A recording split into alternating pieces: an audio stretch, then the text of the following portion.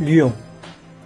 Lyon et ses 600 000 habitants, la ville a longtemps tourné le dos au Rhône, beaucoup trop fougueux. Avant même l'arrivée des Romains, la ville s'est développée côté Saône, entre Fourvière et la colline de la Croix-Rousse. Mais les siècles passant, la ville se tourna enfin à l'est, côté Rhône. Aujourd'hui, comme pour effacer le passé, c'est au confluent que Lyon se transforme.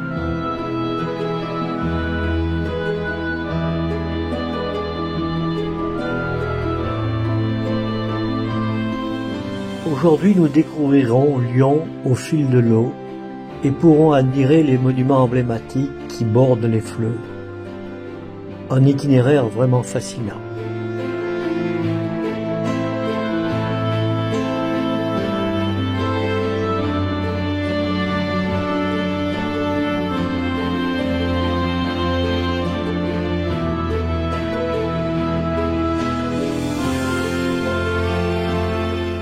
Il est 12h30, nous quittons le quai Claude Bernard au pied du pont de l'Université pour 3 heures de découverte.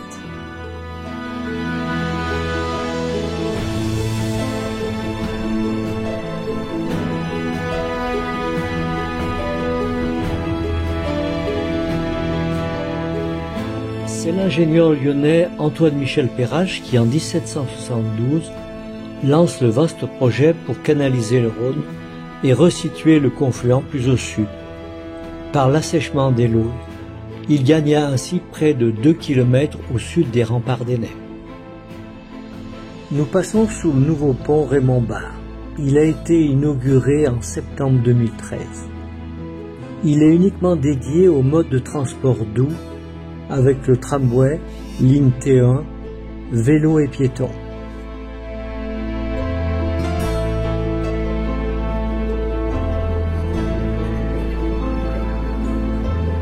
Le confluent passé, nous naviguons maintenant sur la Saône, direction plein nord jusqu'à l'île Barbe.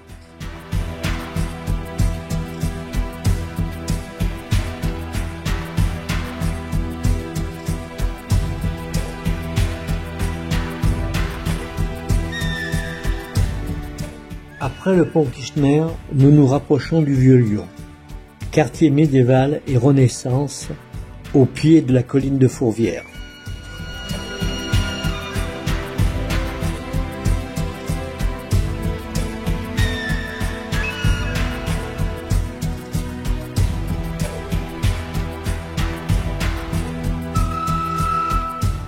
Le Vieux-Lyon est divisé en 3 paroisses.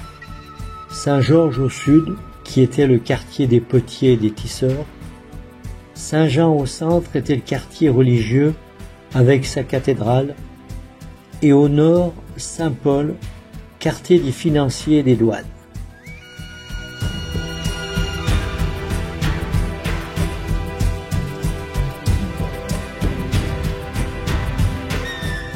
Ancien palais de justice, aujourd'hui cour d'appel, il a été construit par Louis-Pierre Baltard en 1847. Il est inspiré de temples grecs. Les Lyonnais le surnomment les 24 colonnes. C'est un des plus beaux édifices néoclassiques de France.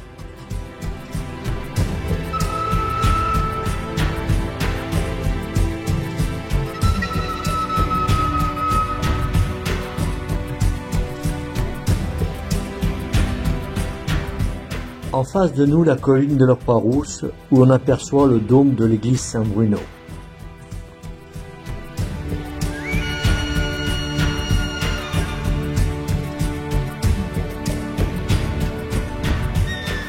Après la passerelle de l'Homme de la Roche, nous arrivons dans le quartier de Vèze, axe de circulation important où se trouve l'entrée nord du tunnel de la Croix-Rousse. En amont du pont Mazaric, anciennement appelé pont de la Gare d'Eau, le pont Schumann, inauguré en novembre 2014, relie le quartier de Vèze au 4e arrondissement, plateau de la Croix-Rousse.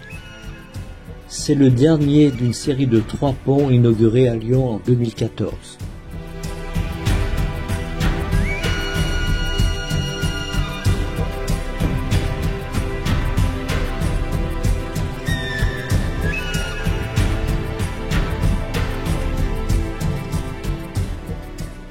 site naturel et historique d'environ 1 hectare, l'île Barbe, située à environ 10 km du centre de la métropole lyonnaise, a été rattachée au 9e arrondissement en 1963. L'histoire de l'île Barbe, appelée aussi Insula Barbara, remonte aux Romains avec la découverte de vestiges. Au 5e siècle, un monastère est fondé sous le nom de monastère Saint-Martin.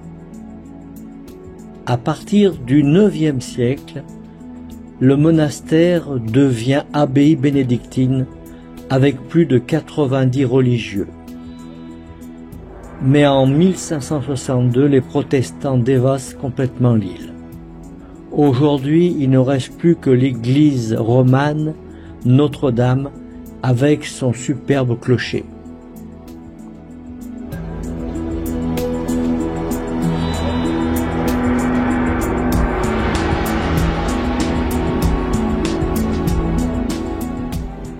Après avoir fait demi-tour en amont de l'île, nous redescendons la Saône en suivant la rive gauche.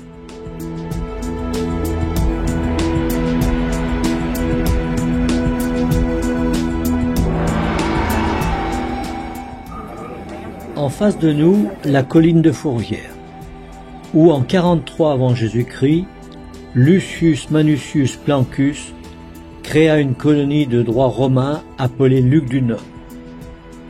Lyon venait d'être fondée. La tour métallique qui jouxte la basilique a été construite pour l'exposition universelle de Lyon de 1894 qui se tenait au parc de la Tête d'Or. Aujourd'hui, la tour est une antenne relais pour la télévision. Le fort faisait partie de la première ceinture de défense de Lyon. Aujourd'hui, c'est l'École nationale des finances publiques qui occupe les lieux. Bâtiment appelé grenier d'abondance. Au XVIIe et XVIIIe siècle, on y stockait les graines.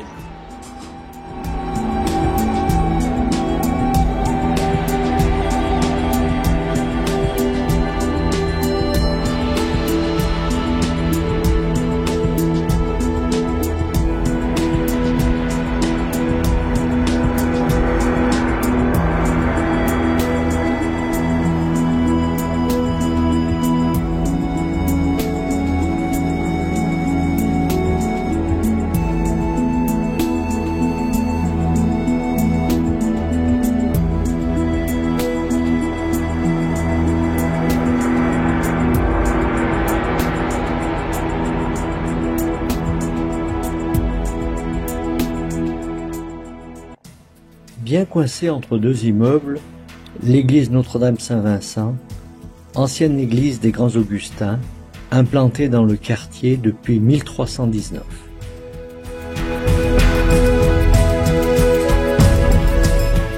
Depuis plus de 2 ans, le quai de la pêcherie jusqu'au Célestin est soumis à de grands travaux de transformation.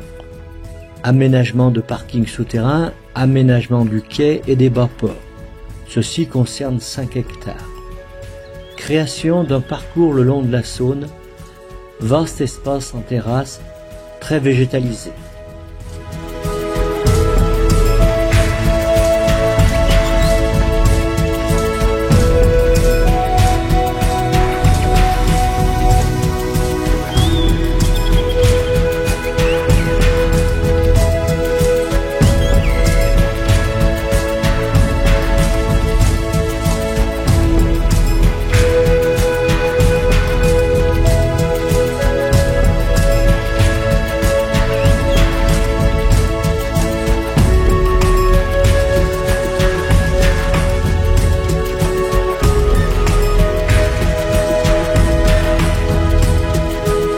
Passons sous le pont de l'autoroute du Soleil qui prolonge le tunnel de Fourvière. En suivant le quai Rambaud, nous arriverons dans le nouveau quartier de Confluence.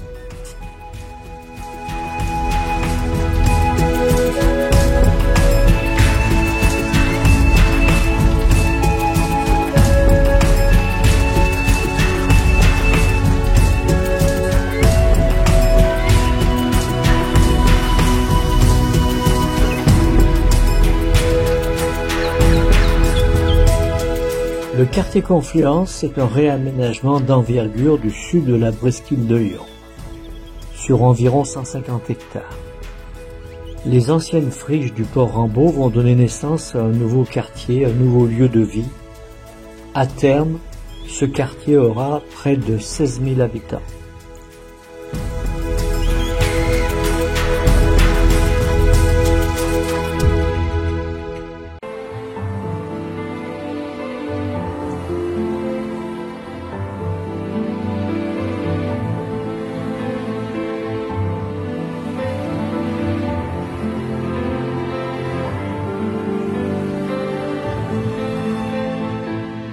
Tout près du centre commercial, la tour icône, d'une hauteur de 64 mètres, est l'œuvre de l'architecte Jean Nouvel.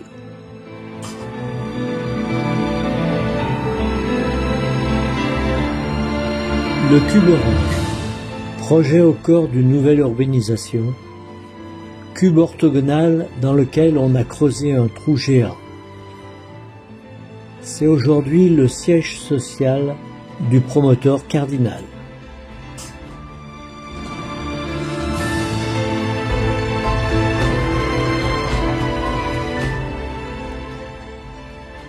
C'est le même cabinet d'architecture, Jacob et McFarlane, qui après avoir conçu le cube orange, réalise le siège mondial d'Euronic.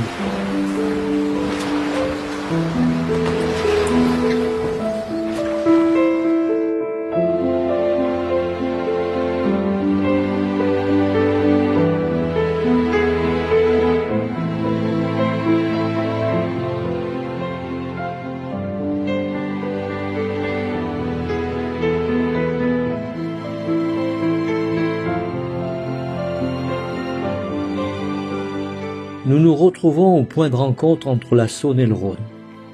Il n'y a que 2 villes au monde qui accueillent une confluence d'une telle dimension, Lyon et Pittsburgh aux États-Unis.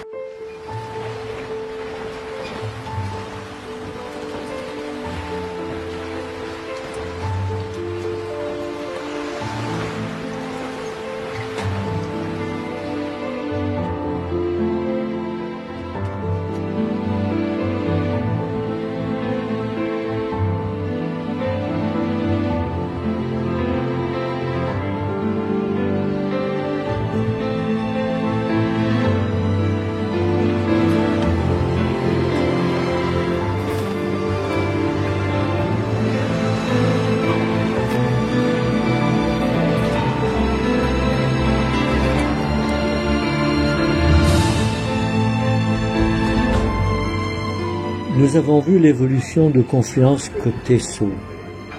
Maintenant côté Rhône, la transformation de l'ancien marché-gare continue. Ces travaux s'inscrivent dans la phase 2 et concernent près de 35 hectares. Ainsi se termine notre tour de Lyon au fil de l'eau. Du quartier historique du Vieux-Lyon jusqu'à Libarbe, des belles façades du bord de Saône aux immeubles contemporains de la Confluence, Lyon continue à se transformer fidèle à son histoire. Notre belle ville aux 2 fleuves ne cesse de puiser dans le meilleur de son identité pour se renouveler et écrire de nouvelles pages.